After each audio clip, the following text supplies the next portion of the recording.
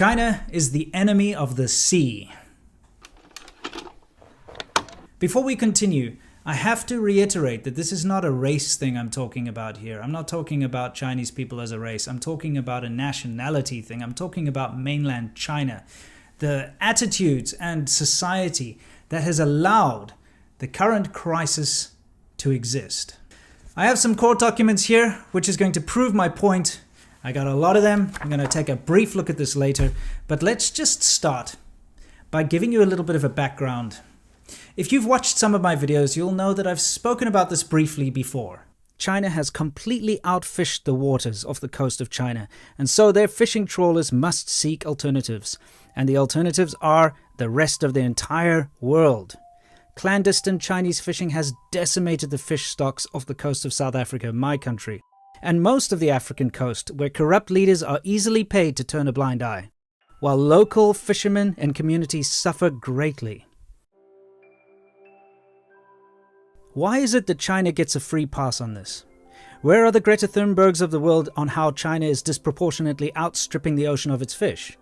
There is no catch and release or sustainable fishing in the modern Chinese mentality. China, mainland China, went through devastating starvation. They went through devastating famine.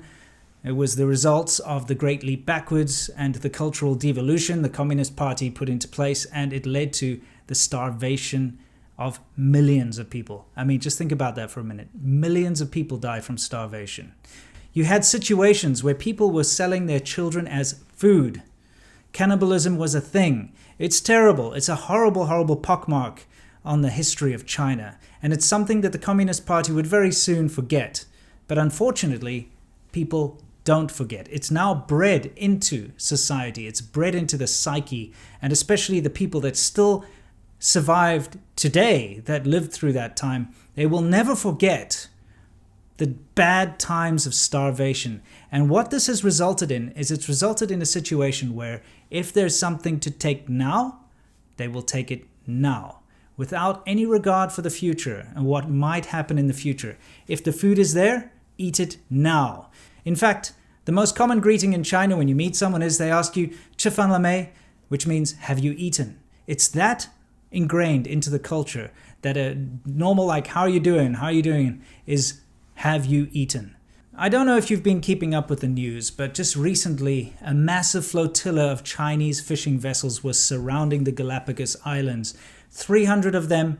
They fished for 73,000 hours non-stop, pulling up tons and tons and tons of sea life, fish, squid, everything else from around the Galapagos Islands, completely destroying the habitats there, of course completely unchecked.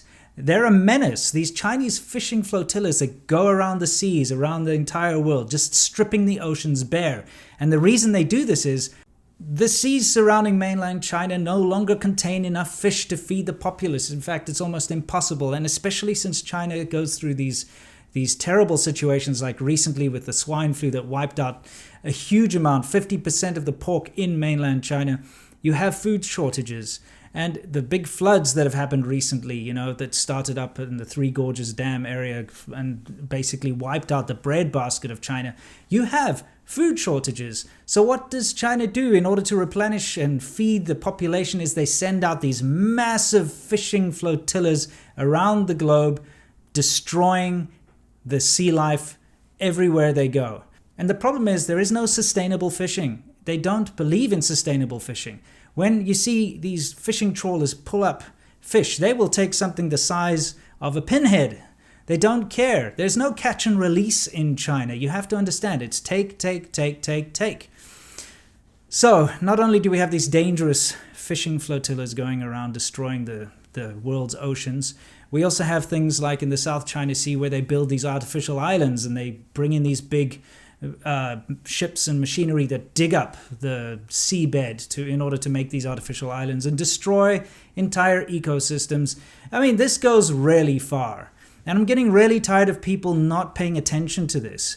Whenever you hear about climate activists and, these ecological activists like Greta Thunberg and stuff, it's always like waving fingers at first world developed countries saying, hey, you better, reduce your carbon footprint. you're ruining our future type things. Meanwhile, you've got mainland China sending these fishing flotillas around the world, destroying the ocean and the sea life. It's ridiculous. But let's move on past that, okay? Because that is what it is. You've got fishing vessels out there doing these dastardly things, and I guess in some ways, some countries can prevent them from entering into, their sort of ecological areas and completely destroying them. Let's move on to these documents. Let's see, what do they say? This says, Superior Court of California, County of Los Angeles, that's where I live, and it's versus, okay, the defendants. Let's read a couple of the names here. Wei Junqian, Chun Yanggu, Yang Hua Ge, Zhong Mei Cui, Ji Hua Li. Sorry, there's actually backs of these pages. I think you're noticing that all of these names are Chinese names. Okay. In fact, out of all of these names on this document, there are 45. 2 of them are Vietnamese, the rest are Chinese names. I'm going to link this document down in the description so that you can go look for yourself. But every single one of these names, well, except for the 2, are Chinese names. Hong Xing Sun, Li Zhejiang. Of course, I recognize these, and they're uniquely Chinese names. They're not from any other part of the world. What's going on with this? Well, let me read you some excerpts from a little article. Here's this article, and here's the thing that really annoys me is political correctness is getting in the way of us protecting our environment here. Because if you read the articles, everything out there, it makes it sound like this is just a problem of just the LA people going down and destroying the local wildlife. But let's read this. It says, hordes of people are descending on fragile Los Angeles area tide pools to scrape starfish, mussels, and other sea life from the rocks, city officials say.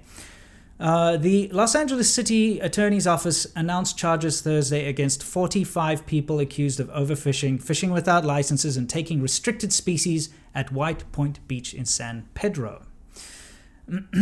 So, let me just go on here. It says, state wardens have found crowds of people armed with everything from crowbars to kitchen tongs prying sea life from the tide pools at the beach since May. Most of the violations involved exceeding daily bag limits and fishing without a license. One photo showed 142 pounds of mussels harvested from the tide pools by a single person, and the daily limit is 10 pounds of mussels per person. The article then goes on to say that they blame it on social media posts.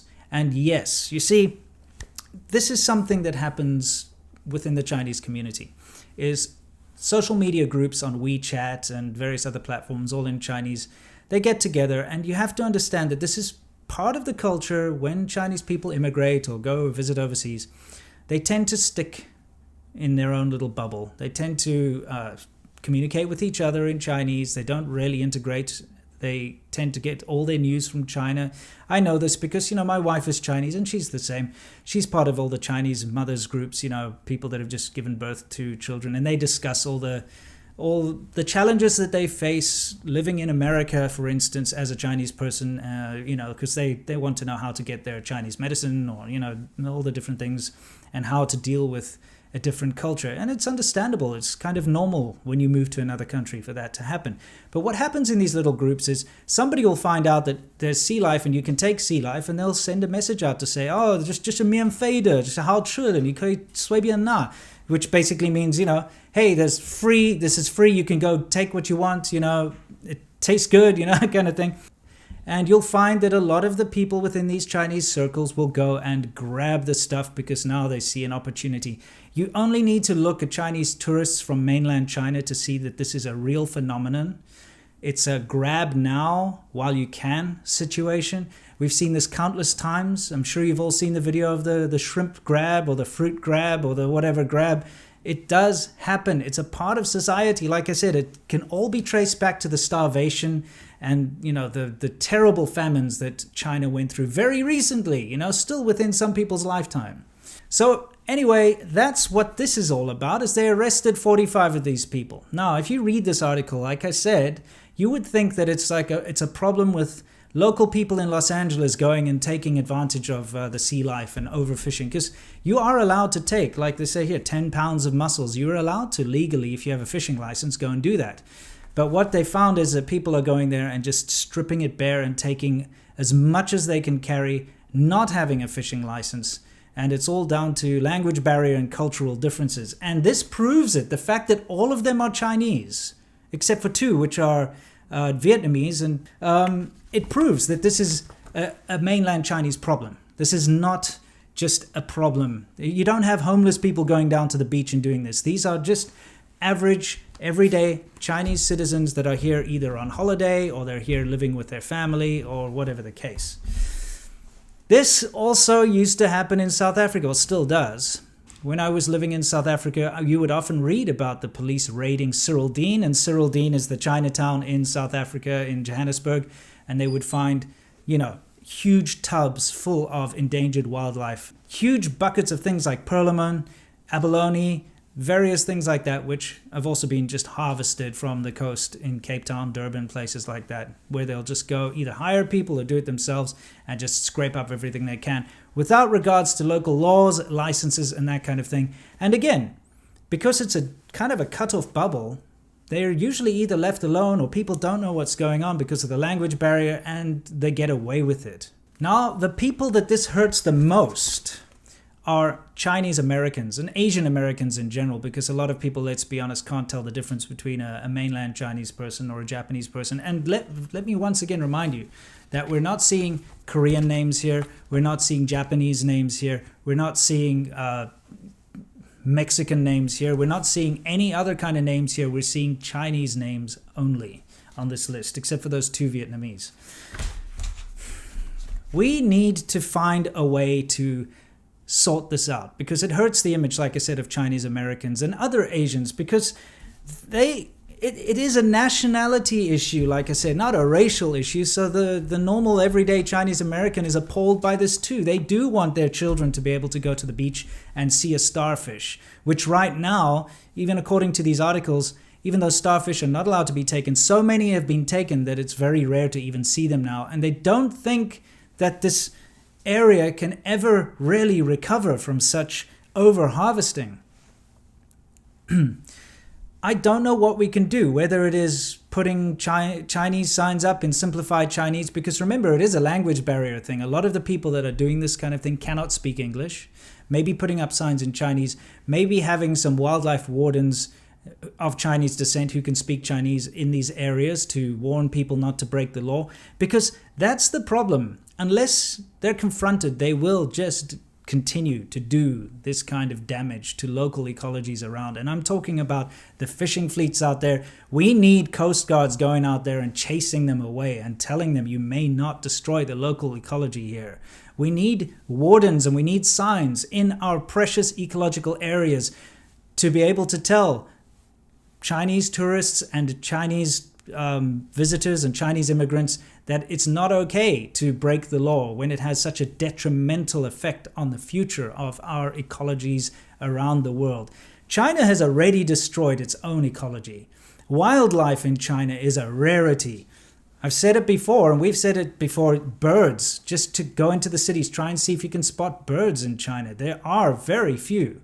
If you go out into the wildlife or special mangrove reserves, sure, you'll find some birds, but everywhere I go around in the States, I can see birds all over the place, little insects and lizards and things. It's not like that in China. China has really gone through some tough times, and it's resulted in some devastation to the local ecology within mainland China. But we cannot allow this to spread to the rest of the world.